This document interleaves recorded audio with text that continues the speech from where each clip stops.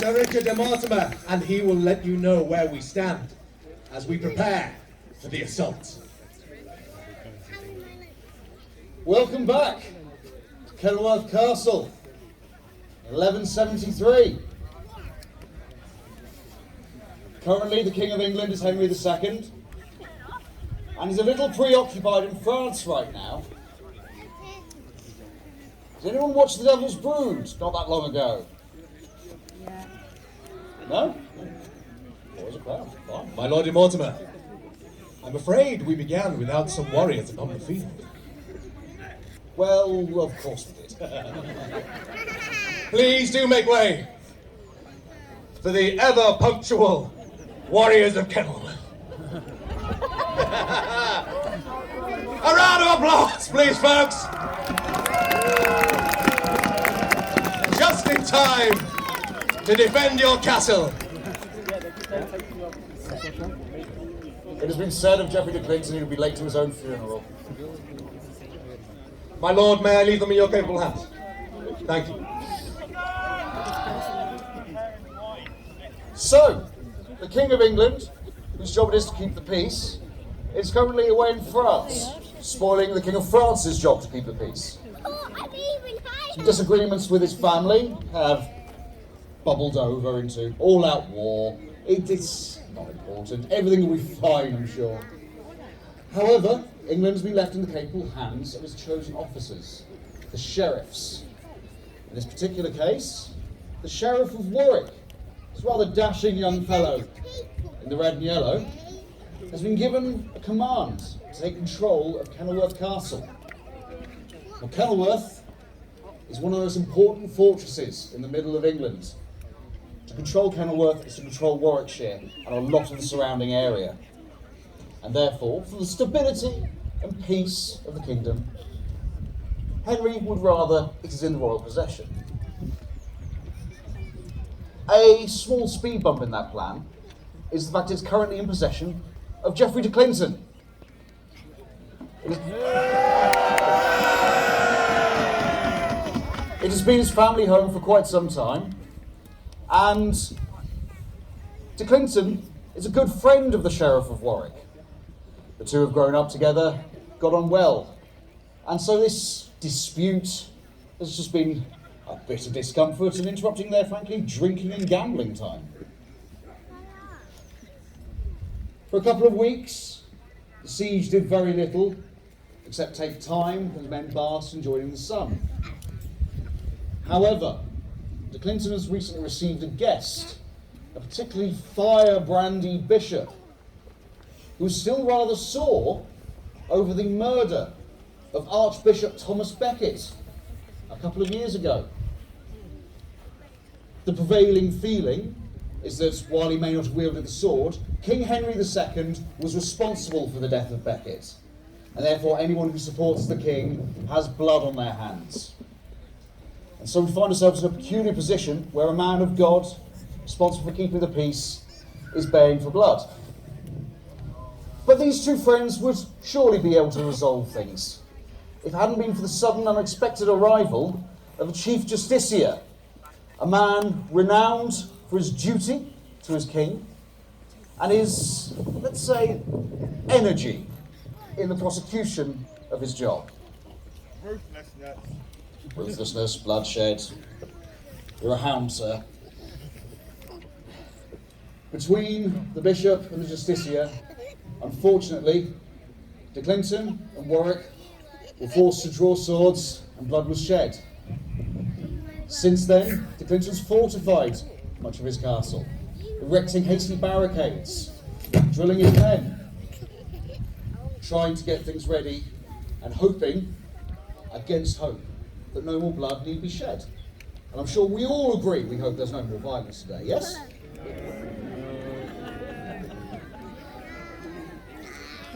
Well, the men in danger hope there isn't. Some things to draw your attention to as you see the battlefields arrayed. The bright colours are not just for show.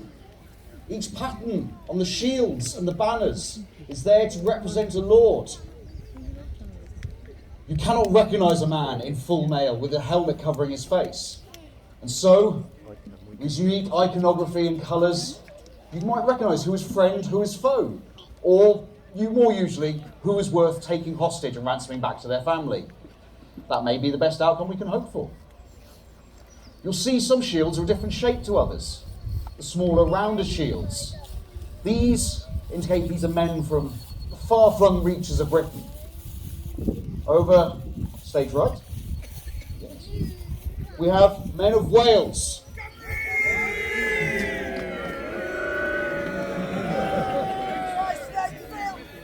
Renowned skirmishers, famed and feared across Europe for hitting and fading and not sticking around for a proper fight. Opposite them, however, de Clinton has some of his own men. Feral beasts from the moors and highlands of Scotland.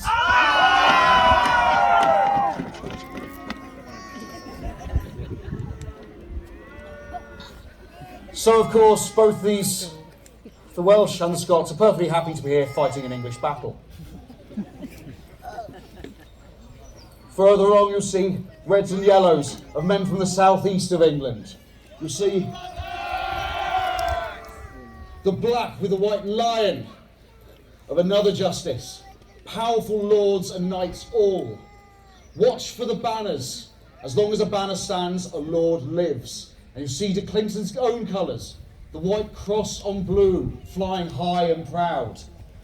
So long as a man's colours fly, he stands. Now the weapons are ready, the armies are mustered, but there is a chance this can be ended. And so, in fine tradition, the commanders of both sides shall assemble for a parley and a last attempted discussion to calm things down a bit. Clinton, my dear friend, I ask you one more time, please.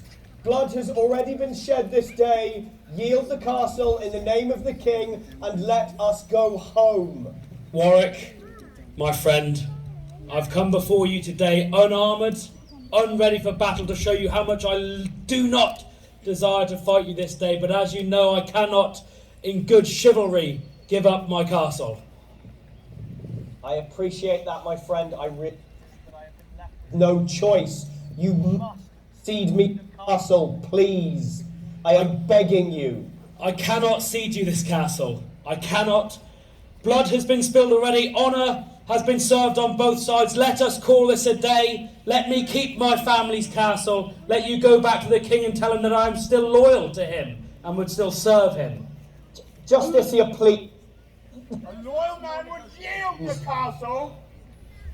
A loyal man does not have his castle stripped from him, from his liege lord. I think that is my point. I would not have my castle stripped from me, sir. My lord, you're wasting our time here. We have good men, our cause is just, and God is on our side. What are we waiting for? De Clinton, it ends now. Your surrender or your death. We shall see. You'll rot in hell, Justiciar. Warwick, I shall see you for wine afterwards. You leave me at an impasse, but I do so hope that we can discuss this over a drink.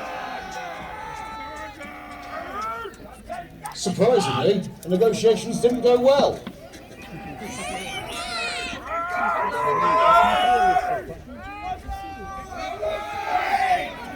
So the captains from the Sicily were extending the Welsh skirmishers to try to weaken the forces. A hail of javelins, and reducing and frankly stealing their defences. Taffy was a Welshman, Taffy was a thief.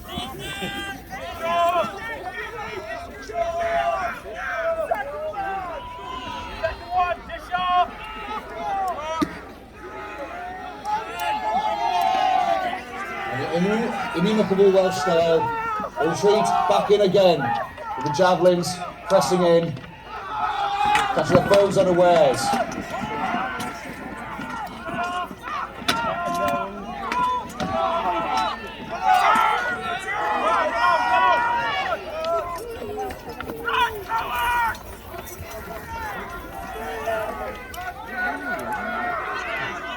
And further along, to more soften the defenders, Showers of arrows and bombardments.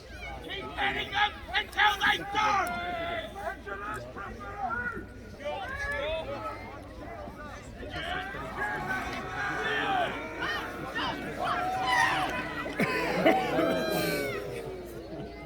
More stones launched from the engines, as we've seen this morning.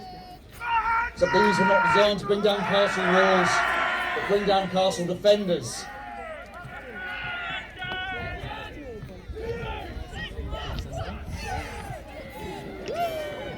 Strong as armour and shields may be, to be struck with one of these stones, it's a real bad day.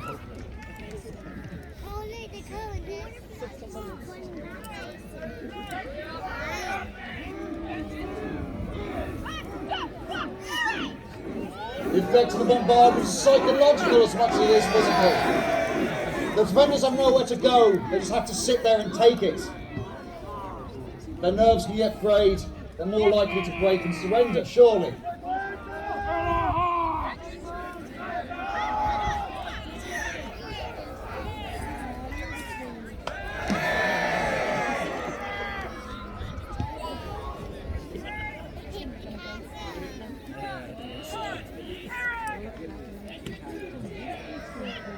Far side of the field, more staff slings pelting the defender with stones.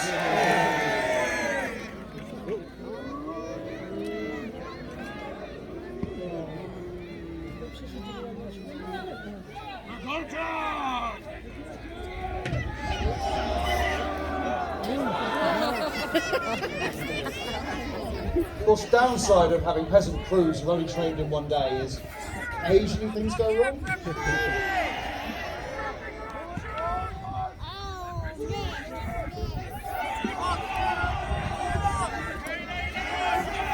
However, the crews remain vulnerable to arrow fire of their own. The defenders send out their own archers.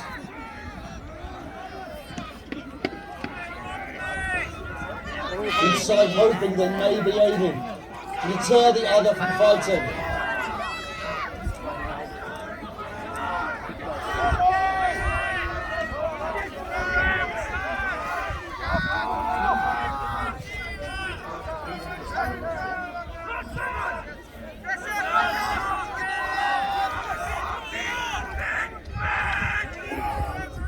Crouching behind their wooden shields, catch arrows, keep them safe.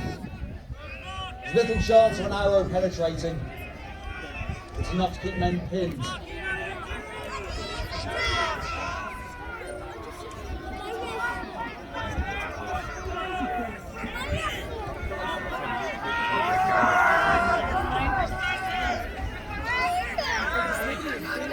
With both sides out of missiles, it seems this may have to come down to manpower.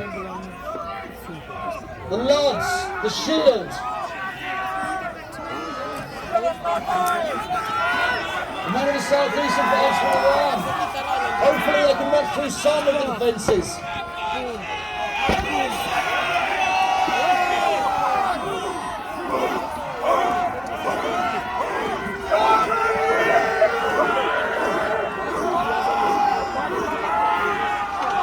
What you see from here on is not scripted, planned or rehearsed. These men are fighting to win. They fall when they are knocked from their feet. So give a cheer for the side you support, for the defending Kenilworth, for Clinton!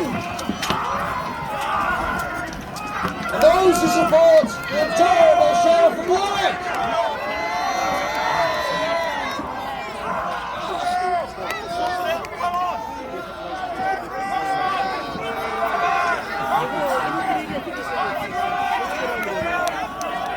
Then limp and crawl back to the front line. This is no test of strength. This is a battle. Orders in many languages. In Gaelic, in Welsh, Old French and Old English being echoed. Heads covered in armour can barely hear. All there is a primal roar.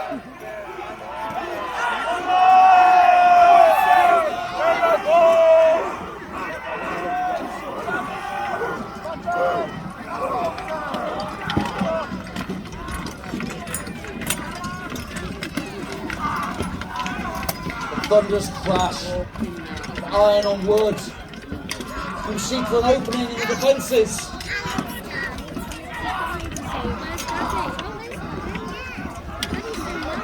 In the centre, De Clinton's colours still fly proud. St Jules and the Justicia.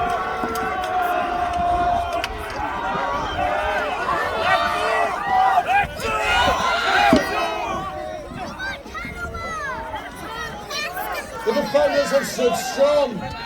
They've repelled attack after attack. This must be bolstering their confidence by now.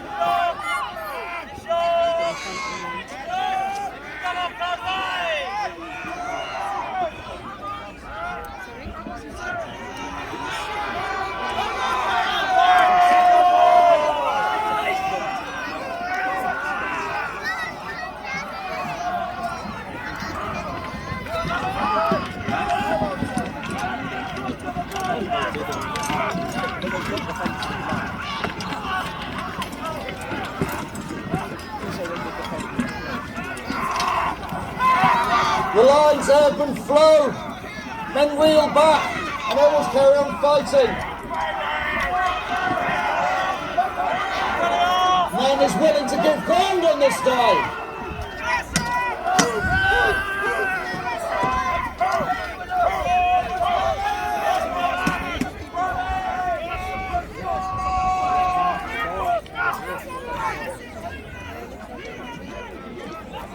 Once more the attackers went under the breach, and once more they are repelled. Surely De Clinton must be feeling confident in his defences. Warwick! Warwick! I ask that we end this madness! So confident, the defenders are advanced. They come out from their defences to take the battle.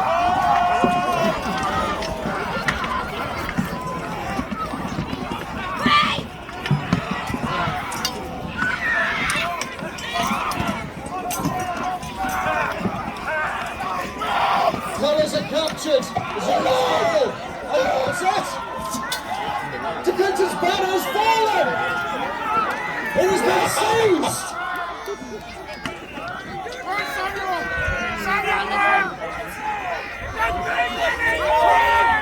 The Justicia has De Clinton's banner. What can this mean? You murderers! The cry goes up. De Clinton is dead! You are no longer welcome. The Justicia is triumphant! He was my friend! The Sheriff of Warwick has lost a dear friend.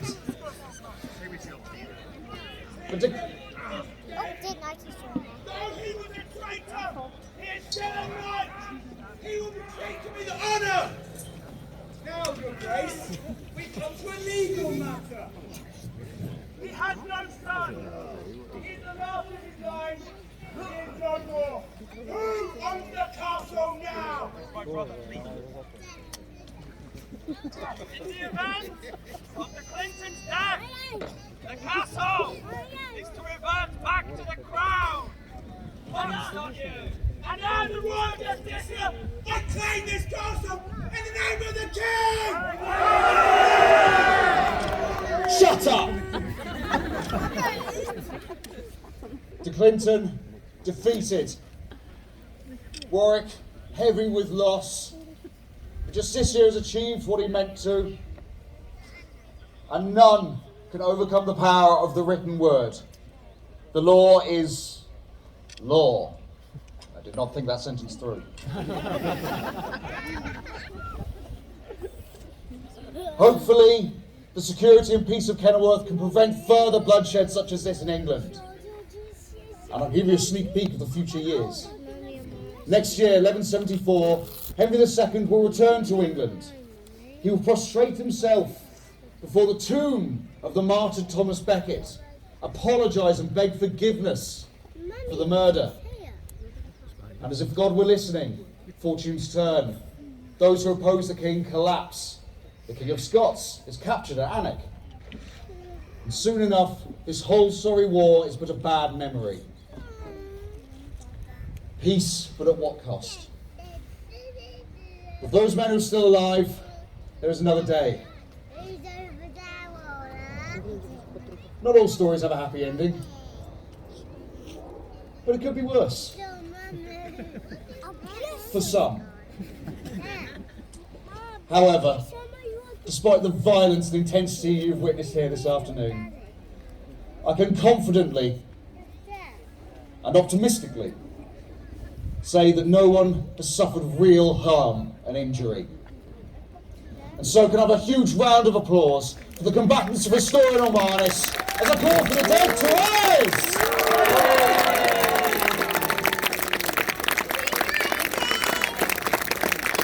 Ladies and gentlemen, thank you for bearing witness to our story this weekend. We hope you've enjoyed yourselves. This has not been possible without the help of English heritage and monuments such as the magnificent Kenilworth Castle.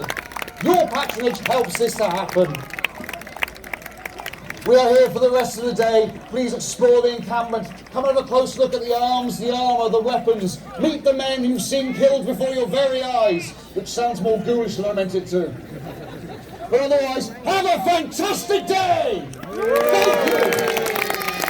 A huge round of applause for Richard de Mortimer, our guide upon the field.